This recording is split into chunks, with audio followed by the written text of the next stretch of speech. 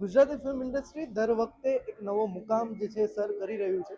ત્યારે 10 ઓક્ટોબરના રોજ લાલો કરીને એક ફિલ્મ રિલીઝ થઈ. ઘણા બધા દર્શકો અને ઘણા બધા લોકોનો જે રિસ્પોન્સ આવ્યો એ ત્યારબાદ આજે અમદાવાદમાં એનું પ્રીમિયર યોજાયું અને મારી સાથે અત્યારે ફિલ્મના લીડ એક્ટર કરણ જોશી છે. Welcome to the reel sir. અને મારે તમને સૌથી પહેલો સવાલ એ કરવો છે, લાલો જે તમે કિરદાર નિભાવ્યું છે, તમારા કિરદાર વિશે થોડું કંઈક અને આ ફિલ્મ વિશે થોડું કંઈક અમને જણાવો. લાલો એક તો પહેલા તો હું એમ કહીશ કે બહુ ભોળો માણસ છે. જેમ કે ટ્રેલરમાં પણ તમે બધાએ જોયું હશે કે દારૂ પીવે છે, વાઈફ સાથે ઝઘડે છે, છતાં એને ભગવાન મળે છે. કેમ? એ કહેવત સાંભળી હશે આપણે બધાએ સાંભળી, દર્શક મિત્રોએ પણ સાંભળી હશે કે ભોળાનો ભગવાન. હું ખાલી એટલું કહીશ કે ક્યાંક એની ગાડી આડે પાટે ચડી ગઈ છે અને આ ફિલ્મ જોઈને લોકોને સમજાશે. હું તમને પણ રિક્વેસ્ટ કરું છું કે તમારા ફ્રેન્ડ સર્કલ સાથે આ ફિલ્મ જોજો તો તમને ખબર પડશે કે જે અમે સર્કલમાં બેસીએ છીએ એ ખરેખર મારા ફ્રેન્ડ્સ છે.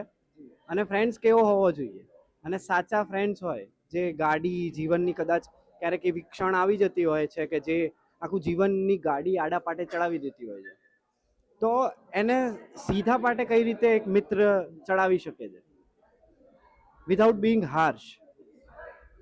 તો એ માટે આ ફિલ્મ ખાસ જોવી પડશે તમારે. તમે આ શૂટ આખું જુનાગઢમાં કર્યું છે. શ્રી કૃષ્ણ ત્યાં એવું કે ફિલ્મમાં પણ એ ડાયલોગ છે કે નરસિંહ મહેતાના કામ કરવા 52 વખત શ્રી કૃષ્ણ આવ્યા હતા. તમારો જુનાગઢમાં શૂટ કરવાનો જે એક્સપિરિયન્સ હતો કેવો હતો? જુનાગઢમાં શૂટ કરવાનો એક્સપિરિયન્સ બહુ સરસ હતો. અમે શૂટ સ્ટાર્ટ થયું એના અઠવાડિયા પહેલાં પહોંચી ગયા હતા. તો મારી કેરેક્ટર બનાવવાની જે અમુક પ્રોસેસ હોય છે એક્ટરની, જે કામ મને કરવા સમય મળ્યો એમાં હું ગામમાં ફર્યો, લાલાના કોસ્ટ્યુમ પહેરીને હું ગામમાં ફરતો. ડ્યુરિંગ શૂટ જ હું રિક્ષા શીખ્યો, નકર રિક્ષાનો કોઈ અનુભવ કે એવી રીતે હતું નહીં. અને જુનાગઢના લોકો યાર, એમના પાસે મતલબ અમે પ્રમોશનમાં શૂટમાં 5 વખત હું જુનાગઢ ગયો. એના પહેલાં જુનાગઢ વિશે બહુ ખબર નથી મને, પણ જુનાગઢના લોકો પાસે આપવા માટે એટલો બધો પ્રેમ છે કે હવે મને એમ લાગે છે કે હું પણ કાશ જુનાગઢનો હોત. અને ક્યાંક અગર ભગવાન છે તો મને એવું ફીલ થયું કે જુનાગઢમાં જ ભગવાન છે. તો એ અનુભવ તમને કદાચ ફિલ્મમાંથી પણ થશે.